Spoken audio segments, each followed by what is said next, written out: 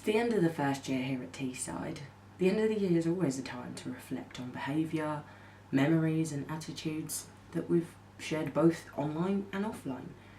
For most of us, this is the time of the year to try and think of new ways to attempt to conquer previously failed New Year's resolutions that will probably never be achieved, whilst for others, this might be the perfect time to express honest views that we may have oppressed throughout the year.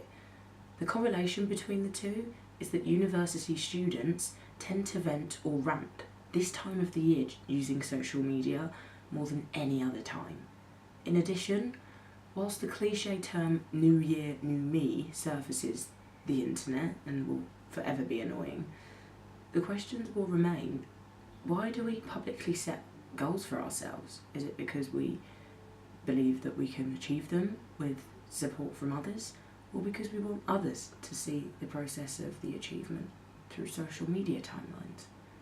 And if we want attention from the public on a regular basis, are all social media users narcissistic? I asked a group of Teesside students what their thoughts were on the subject of excessive use on Facebook being a form of narcissism. And here's what they said.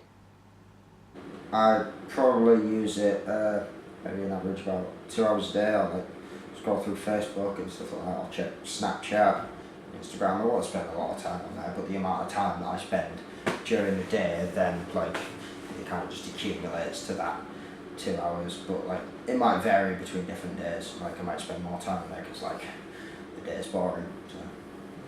I don't use social media that often. I only use it when I'm bored or good nothing to do, then I use it to just pass time or something. Well, I probably use Facebook every day, and I Snapchat most evenings on a night out, and sometimes Instagram after a night out. I only really use Facebook. I don't think I have any other social media. So probably about, say, cumulatively an hour a day, maybe an hour and a half. Carpenter says that Facebook is becoming an increasingly important part of our lives. According to the Communications Marker report, written by Ofcom, 75% of 16 to 24-year-olds use social media sites regularly. The public displays of thoughts and feelings is what social media is there for, but how do we know when we're sharing too much? With the rise of reality TV and celebrity bloggers creeping their way into our society, we've slowly developed a strange fascination in self-indulgence. While Carpenter believes that Facebook is a prolific space that gives people the space to exercise narcissistic qualities, we hashtag to get our views heard. And we post pictures of ourselves to get likes. Some of us even untag ourselves in unflattering photographs to keep an attractive facade. Park Key and Valenzuela say that university students use social media for support when they're feeling upset. Self-worth by receiving likes, comments or retweets is a trait of narcissistic behaviour. Sharing personal information with a network of so-called friends can become a really comfortable environment for people to show clear symptoms of narcissistic personality disorder. Does that make us cyber pessimists? You keep refreshing it, and Facebook refreshes every few seconds, so there's always something new on there that you haven't seen before, or you might have seen before and you just want to check it out again. Probably Snapchat, but then all of my Snapchats I save and put on Facebook, so it's probably Snapchat and Facebook. It's the same. I would say the one I use the most is Facebook. I probably use Facebook the most out of all social medias, but I also use Snapchat quite a bit. I literally just go on it in the morning, basically when I wake up, and scroll down the news feed. There'd be a couple of funny people I followed and shit. In comparison to this argument, McKinney, Kelly and Duran believe that the majority of young adults use Facebook merely as a tool to communicate with others. Facebook remains one of the most popular social networking sites after YouTube, with over 35.1 million users in the UK alone.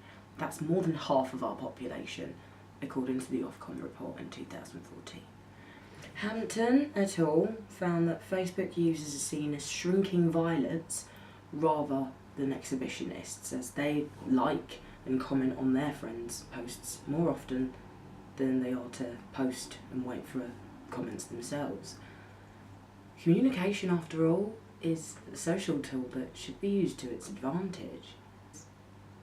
For example, just like any person who wears trendy clothing when out in public, is it vanity when all people want to do is represent themselves well to others?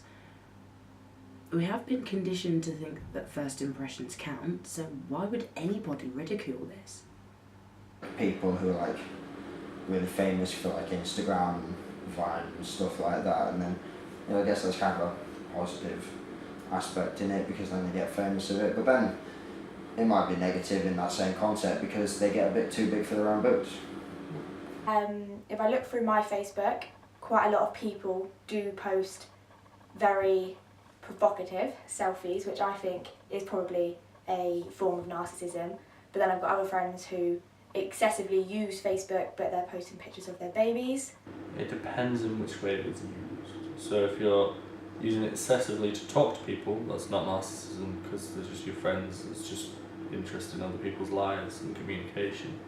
If you're constantly just trying to get likes, then yeah, probably. Sometimes you just like to share what you're feeling, so I guess it really depends on what's being posted. If it's just selfie after selfie, then yeah, I suppose so. The way they're represented online might not be the person that they are in real life. So I guess that could be a negative effect as well. It misportrays people's personalities and appearance. The definition of the word narcissism is excessive or erotic interest in oneself and one's physical appearance. A self-evaluation is a trait that allows all human beings to learn valuable life lessons. After defining the word narcissist, I decided to ask the students point blank if they believed themselves to have narcissistic traits. If you spend so much time trying to make yourself look right or look a certain way or get a certain amount of likes, you sort of detach yourself from what real world really is, and you sort of get lost on. I think it's quite easy to do. It could maybe be like helping boost people's self-esteem, like the people who are posting them. I do take a lot of selfies, and I used to post pictures on Instagram all the time and hashtag like for a like, because I did want to get as many likes as I could on my photos.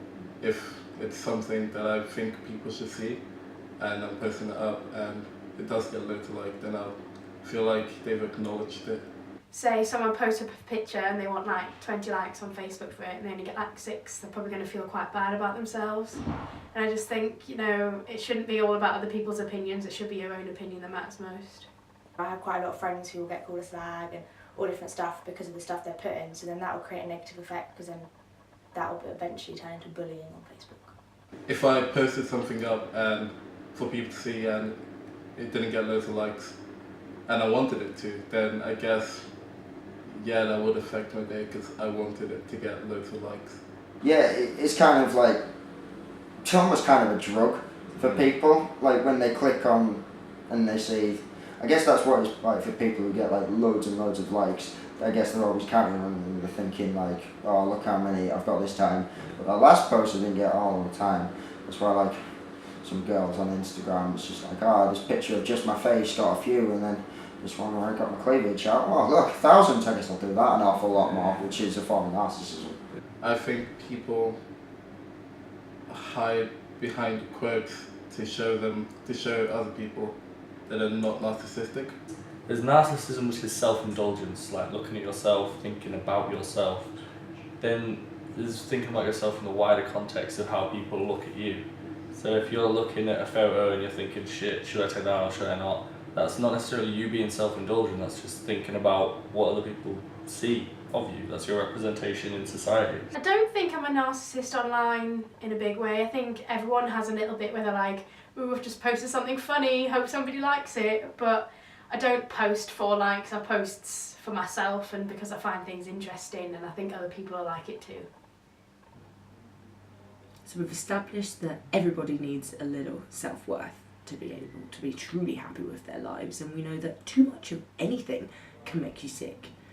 But being the constant centre of attention can be negative and have negative effects on the people around as well.